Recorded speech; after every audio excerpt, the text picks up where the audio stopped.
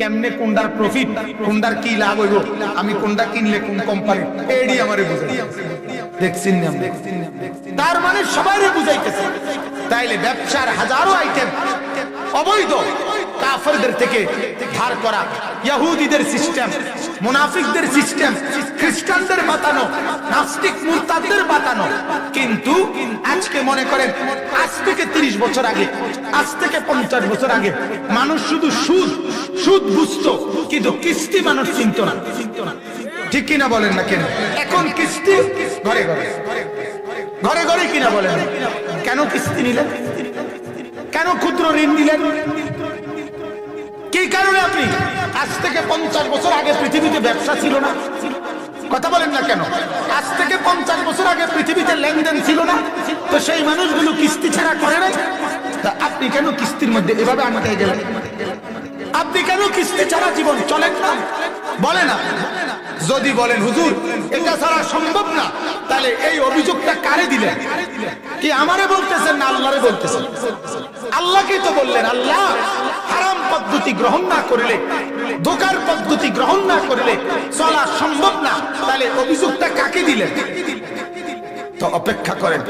দুনিয়ার ভাত মাছ, দুনিয়ার কামাই রোজগারি, দুনিয়ার ঘুম যাওয়া আর দুনিয়ার বউ বাচ্চা পালা, এটাই জীবনের শেষ কথা না?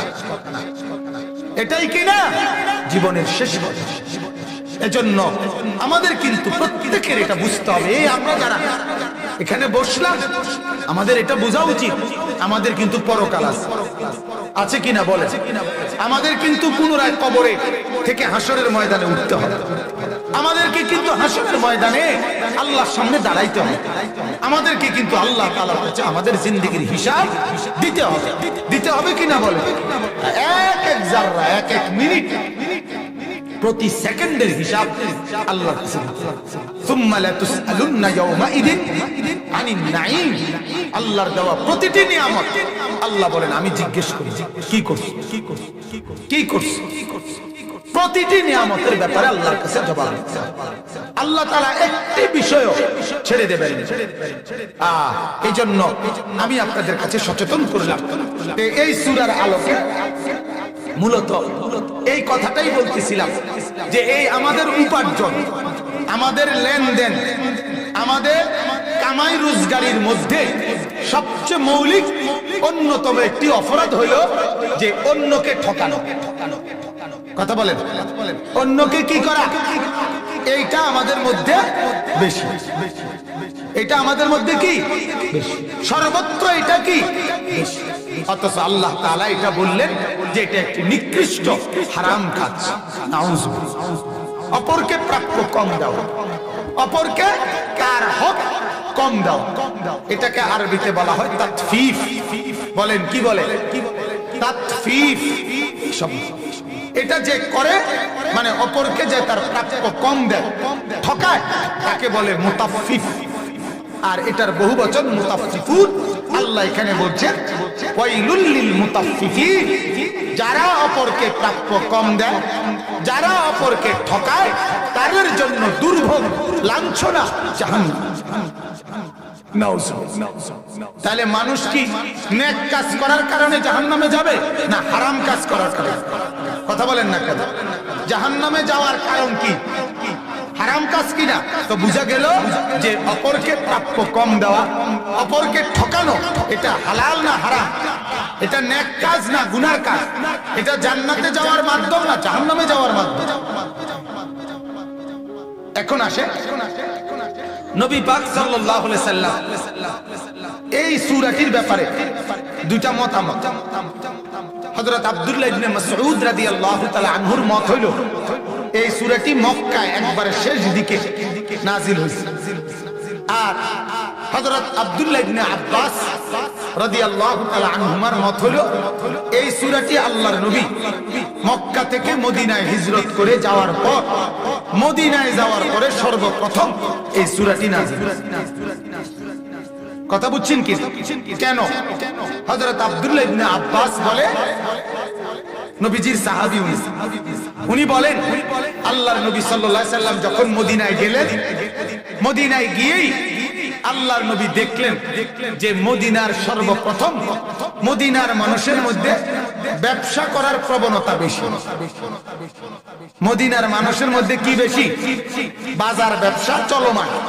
কিন্তু আল্লাহ রাসূল ঘুরে দেখলেন প্রত্যেকের মধ্যে, একেবারে প্রত্যেকের মধ্যে মানুষকে ঠকানো, অপরকে ঠকানোর মানসিকতা সবার মধ্যে এই আচরণ দেখা যাইতেছে যে সবাই শুধু অপরকে ঠকাইতেছে, অপরকে কম দিচ্ছে, অপরকে। এই তখনকার পদ্ধতি ছিল কাইল, এখন যেটা আমরা ওজন বলি। আগে আগে মাপের পদ্ধতির নাম ছিল কাইল, এখন বলা হয় ওজন। এটা বাংলায় এমনি বুঝবেন। আগে দেখবেন, আপনারাও দেখছেন, আমিও ছোটবেলায় দেখছি। আগে মনে করেন এরকম একটা ডিব্বা, এই এক ডিব্বা মুড়ি 15 টাকা। বোঝেন নাই? মানে কি 1 লিটার না 1 কেজি না আধা কেজি, এটার কোনো হিসাব না। হিসাব হলো এই ডিব্বাটা, ঠিক কিনা বলেন? এই টুকরি, এই এক টুকরি 10 টাকা। এবারে এই টুকরিটাই ছিল কি, এটাই মাপ। এখন এটার মধ্যে কদ্দুর, এখনকার বাটখারার হিসাবে, এখনকার একুরেট হিসাবে, ওজনের হিসাবে এটা ছিল। এরপরে তেল, আগে আপনারা দেখছেন এরকম ছোট ছোট টিনের চুঙ্গার মতো ছিল, এরকম গুলা, এটা দিয়ে দিয়া এই চুঙ্গায় 15 টাকা, এটা থেকে একটু বড় এটা 30 টাকা, এটা চেয়ে একটু বড় এটা 60 টাকা, এরকম ছিল, ঠিকই না বলেন? এগুলো বলা হয় কায়েল, যেগুলো একবারে একুরেট গ্রাম কিলো একুরেট হিসাব ছিল না, বরং সমাজে সবাই মিলে প্রচলিত একটা পরিমাণ কি করে নিছে, বানায় নিছে, ঠিক করে নিছে। এই ফাত্তর, একটা ফাত্তর, এই ফাত্তর দিয়া নিছে, এটা দিয়া মানে এক ফাত্তরের এই ওজনে যে দূর ধান উঠবো, এর দূরের দাম 300 টাকা বা এর দূরের দাম 200 টাকা। ঠিক এই ফাত্তরটা কয় কেজিওয়ালা এটার কোনো পরিমাণ নাই, ওই এটা যেটা ফাত্তর দেখা যায় এটাই, এগুলোরে বলা হয় কায়েল। তো আগের দিনে এই মাধ্যমেই বেচা কিনা বেশি চলত। পরবর্তীতে যখন ধীরে ধীরে আজকের আধুনিকতা আসলো, এখন আইসা কিলো গ্রাম, হ্যাঁ, এগুলোর পদ্ধতি আছে। এখন তো আইসা এমন অবস্থা হয়েছে, এমন কোন পণ্য নাই যেটা এই কিলো গ্রাম এই মিটার এগুলোর মাধ্যমে বিক্রি হয় না, এমন কিচ্ছু নেই। আমি বগুড়া গেছি, বগুড়া দেখছি তরমুজও কিলো আকারে, তরমুজ, ঠিক কিনা বলে? মানে আজকে তরমুজ নাই কি কিলো আকার, সবকিছু সবকিছু। আগে কমলা ডর্জন বেচে, এখন কমলাও কি বেচে, কিলো আকারে। আগে আপেল 1 ডর্জন, ডর্জন বিশেষ করে কমলা ডর্জন বেচে, এখন কিলো। মানে সবকিছু এই ওজন হয়। এরপরে বিভিন্ন আইটেমের মাপের যন্ত্র বাইর হইছে, মুরগি মাপার মেশিন আছে, এরপরে আপনার রড মাপার, এরপরে সিমেন্ট ওজন করার, প্রত্যেকটার আলাদা আলাদা বিভিন্ন আইটেমের। আমরা ওই হজে এবং উমরার থেকে যখন লাগেজ বানাই, তখন এয়ারপোর্টের একটা আইন আছে যে এতটুকু ওজনের বেশি ব্রিফকেস এর বেশি হইতে পারবে না। তো এইটা মাপানোর জন্য এরকম একটা লম্বা শিকলের মতো একটা স্কেল আছে, এটা দিয়ে এটার মধ্যে ঢুকাইয়া টান দিলে এটার মধ্যে ওজন ওইটার মধ্যে ওঠে। তাইলে আপনার এরপরে এয়ারপোর্টের মধ্যে ব্যাগটা ওইটার মধ্যে রাখলেই তাকে কম্পিউটারের মধ্যে কি ওঠে, সাথে সাথে ওজন ওঠে, কতদূর কতটুকু আছে। তার মানে বর্তমানে ওজনের বহু পদ্ধতি। তো আগের দিনে ছিল এটাকে বলতো কায়েল। এরকম উভয়ের এলাকার প্রচলনে কোন নির্দিষ্ট কোন জিনিস দিয়া মাপ দিত, এটা দিয়ে চলত। তো তারা দেখতো যে আল্লাহ রাসূল গিয়ে দেখছেন, ওই যে তারা যখন অপরের থেকে লয়, তখন আপনার পূর্ণ একবারে পুরায় দূর ঘুরে যান, কিন্তু নিজে যে সময় দেয় কথা বুঝছি। আমরা যে সময় সহজে বুঝবেন, নোয়াখালী আমি পড়তাম লক্ষ্মীপুর, তো লক্ষ্মীপুর নোয়াখালীতে হইলো সুপারির ব্যবসা বেশি, সুপারি ওইদিকের সবচেয়ে বেশি, সুপারি গাছ বেশি, প্রত্যেক বাজারে এই সুপারি বেচা কেনা হইতো বেশি। তো সুপারির যে গন্ডা 60টা, তো এনে দুষ্টামি করে কইতো, মানে আমরা রসিকতা করতো, যে কোন বেটা আপনার এই গন্ডা যখন ওই যে বেটা গৃহস্থ উড়াত করে আনছে সুপারি, তার থেকে যখন গন্ডা কিনা বুঝা নিছে, সাইডটা করে গন্ডা ঠিক মতো বুঝা লইছে। কিন্তু এবার উনি যখন আরেকজনকে দিতে আছে, এখন উনি 3-4 বারে 3টা কইয়া গন্ডা দিয়ে গেছে। তখন ওই বেটায় কইল, এটা একটা কৌতুকের মতো কইতো আর কি ওইখানে কয়। এরপর ওই লোক কইল, এই মিয়া কি হোক, তুমি দি ফাঁকে ফাঁকে 3টা দিয়ে লাও গন্ডা। গো ভাই খেয়াল হচ্ছে না, হ্যাঁ খেয়াল ছিল না, হ্যাঁ। তারপরে ওই লোক বলতেছে, কিরে বেটা এই পর্যন্ত তো ভুলে খেয়াল ছিল না 3টা দিয়ে লাও, কিন্তু বেখেয়ালে 5টা তো দিলা না একবার। না এত ভাগ না, এত কি না, এত বেশি হয়েছি না। বেখেয়ালে 3টা দাম যায়, বেখেয়ালে 5টা। তাহলে এইটা বুঝি বেখেয়াল, এটা তো হুঁশের ভাগ, ঠিক কিনা বলেন না? তাইলে বুঝা গেল যে নিজে নিবার সময় 4টা গুনে গুনে ঠিক মতো নিছে, কিন্তু অপরকে দিবার সময় কয়টা হয়ে যায়? 3টা হয়। এটাকে বলা হয় অপরকে ঠকানো, অপরকে কি দেওয়া? প্রাপ্য দেওয়া। অগণিত মানুষের মধ্যে যে কমলা, 3টা কমলা পচা দিয়া বলছে 1 ডজন একদম ফ্রেশ দিছি, অথচ 4টা কমলা পচা, 4টা আপেল পচা, বলছে একবারে পূর্ণ 1 কেজি গরুর গোশত দিছি, মাপা গিয়ে আরেক জায়গায় দেখা গেল 200 গ্রাম নাই, 100 গ্রাম নাই, 150 গ্রাম নাই। এরকম অহরহ মানুষ মানুষকে ওজনে ঠকাচ্ছে, এরকম আছে কিনা বলে? প্রতিটা ক্ষেত্রে এই ঠকানোর মানুষ। আমি ইট কিনছি, ইটের মধ্যে কন্ট্রাক্ট, মনে করেন 20,000 ইট দিতে বলছি আমার বাড়ির কাজের সময়, দিতে আছে 1 নাম্বার ইট, আমার এরপরে ফট করে দেখা গেছে একটা গাড়ি আছে, এটা 2 নাম্বার। হুজুর এটা বুঝছি, এটা বেখেয়াল হয়ে গেছে, আসলে না, এটার মধ্যে কাম বানায় গেছে, এনে 2,000 টাকা নাই। কথা বুঝছেন কিনা বলে? আমার 100 টাকা কম দিছে বুঝাইছে, কিন্তু এদিক দিয়ে 2,000 টাকা নাই। এরকম প্রত্যেকটা ক্ষেত্রে মানুষ আপনার মনে করেন অহরহ এই সমাজের মানুষ যারা আখিরাত ভুলে গেছে, আল্লাহকে ভুলে গেছে, পরকালকে ভুলে গেছে, কবর ভুলে গেছে, আল্লাহর কাছে দাঁড়াইতে হবে কথা ভুলে গেছে, হিসাবের দিন ভুলে গেছে, তাদের কথা হলো দুনিয়াই একমাত্র, এটাই জীবন, এটাই দুনিয়া, এখানেই যা পারি কামাই রোজগারি করি, এখানে ঠকাইয়া পারি, এখানে বাটপারি করে পারি, মানুষের মাথা আপনার বাড়ি দিয়া পারি, অপরকে ঠকাইতে পারলেই হলো। এটাই হলো আখিরাত ভুলে গেছে যারা, পরকাল ভুলে গেছে যারা, আল্লাহকে ভুলে যায় যারা, নবীকে ভুলে যায় যারা, হাসরের মাঠ ভুলে যায় যারা, তাদের উপার্জনের মূল মাধ্যম হলো যত পারো অপরকে ঠকাও।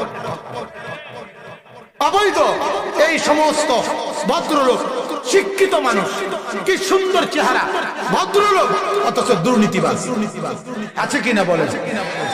শিক্ষিত ডাক্তার, এফসিপিএস পাস করা ডাক্তার যদি, এফসিপিএস পাস করা ডাক্তার যদি করোনার রোগীর রক্ত পরীক্ষা না করে নেগেটিভকে পজিটিভ বলে দেয়, পজিটিভ নেগেটিভ বানায় দেয় 3,000 টাকা 4,000 টাকার জন্য, এই মানুষটা কি পরিমাণ রক্ত খেকো? কথা বলেন না, এই মানুষটা রাক্ষস। কথা বলেন না, এই মানুষটা রাক্ষস, রাক্ষস, রাক্ষস যে রক্ত খায়, যে রক্ত খায়, যে রক্ত খেকো। তাইলে কেন এমনটা হইল? কারণ একটাই, আখিরাত ভুলে গেছে। কি ভুলে গেছে বলেন? আখিরাত, আখিরাত ভুলে গেছে। এদিক দিয়ে কাজ হয়, ওদিক দিয়ে ভাঙ্গে যায়। কেন ভাঙ্গে যায়? কেন ভাঙ্গে যায়? এরকম হবে কেন? আমাদের মূল কথা হইল আমাদের উপর থেকে নিচ, আমাদের সমাজের রন্ধ্রে রন্ধ্রে দুর্নীতি, অবৈধ উপার্জনের নেশা, যত পারো অন্যকে ঠকাইয়া কামাই রোজগারের নেশা আমাদের মধ্যে এই পরিমাণ ঢুকছে যে আমরা আমাদের আখিরাত ভুলেই গেছি। আমরা মনে করছি অবৈধ সম্পদ, অবৈধ উপার্জনের মধ্যেই মজা।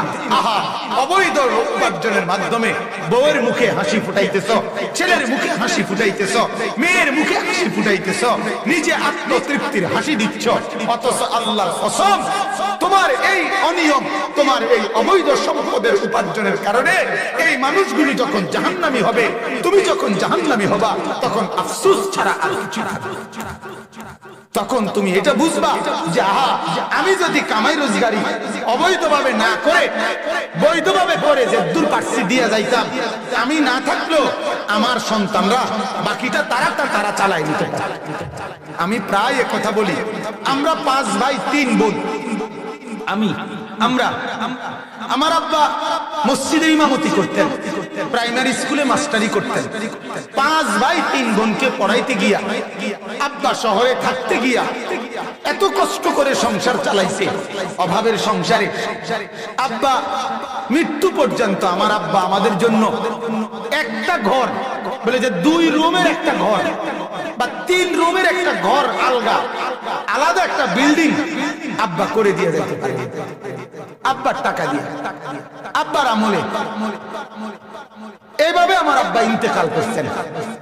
কিন্তু আমার আব্বার জানাজার লাশের সামনে দাঁড়াইয়া আমার বড় ভাই, আমার চাচারা, জেঠারা বলছিল যে মাওলানা আলী আশরাফ আমার আব্বার নাম।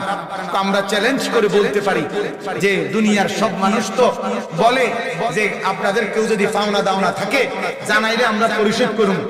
আমার আব্বার লাশের সামনে কথা স্পষ্ট বলছিল, আমাদের জানা মতে 1 টাকা ঋণ না, 1 টাকা একটা পয়সা ঋণ কাজে কেউ জানানোর দরকার নেই। এটা আমাদের ইয়াকিন, এটা আমাদের নিশ্চিত, কোনো সন্দেহ নাই আলহামদুলিল্লাহ।